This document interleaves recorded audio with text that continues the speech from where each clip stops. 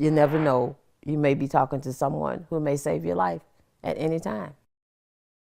Well, tonight on WIS News Primetime, we celebrate National Donate Life Month. The month of April is a time to cherish your loved ones and bring awareness to the need for organ, eye, and tissue donors.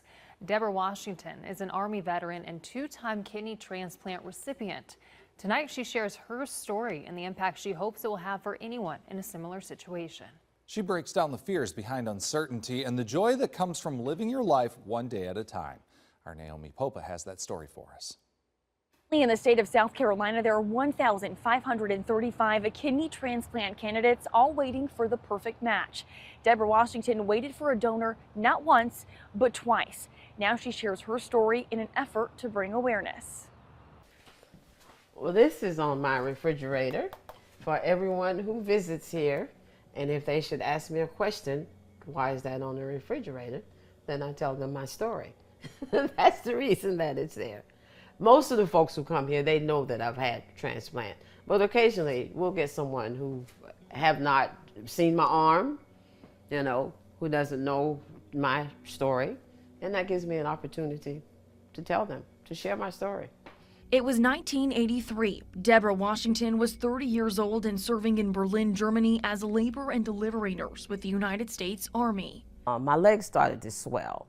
That went on for about 3 days, and I went to the doctor, and she knew immediately it was kidney related.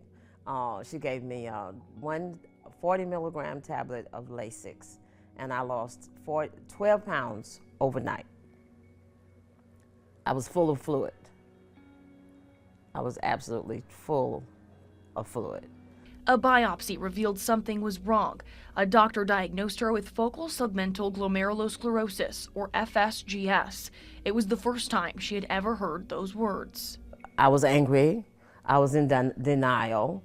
I was sure that my lab work had been confused with someone else's lab work, but, you know, it was true. Washington was able to avoid dialysis for 10 years thanks to a change in her lifestyle. She began eating different foods and prioritizing her health. When symptoms worsened, she began receiving dialysis treatments, an experience she says was unlike anything she had before. 3 times a week, 3 to 4 hours each day. In 1997, it was time for Washington's first transplant. The kidney she received lasted 13 years before she noticed something wasn't right. But, you know, once the symptoms started, I think I was able to accept it a little bit more, and then I knew the entire healthcare team. So they helped me through it. Washington had her second transplant in 2015. She has been doing great ever since. Now she hopes her story will reach anyone in the same shoes she was in, not once, but twice. Live life to the fullest, because you only have one. You know, that's it. You know, thank God for those who are donors, donor families, living donors, deceased donors. I thank them every day, because you never know. You may be talking to someone who may save your life at any time. While Washington has met the family of her first donor, she still hopes to meet the loved ones of her second donor. I just want to thank them for making the decision to share his life and let them know that he's still living through me. Yeah, a donation like that making all the difference, and some great advice there too. Absolutely. New perspective on life. I love that she's sharing her story and say that he continues to live through her. That really is powerful. And she made a wonderful point about donors and giving them the appreciation that they deserve and sometimes don't always receive. Yeah, no doubt about that. All right, well, plenty more prime time is coming up after the break. Stay with us.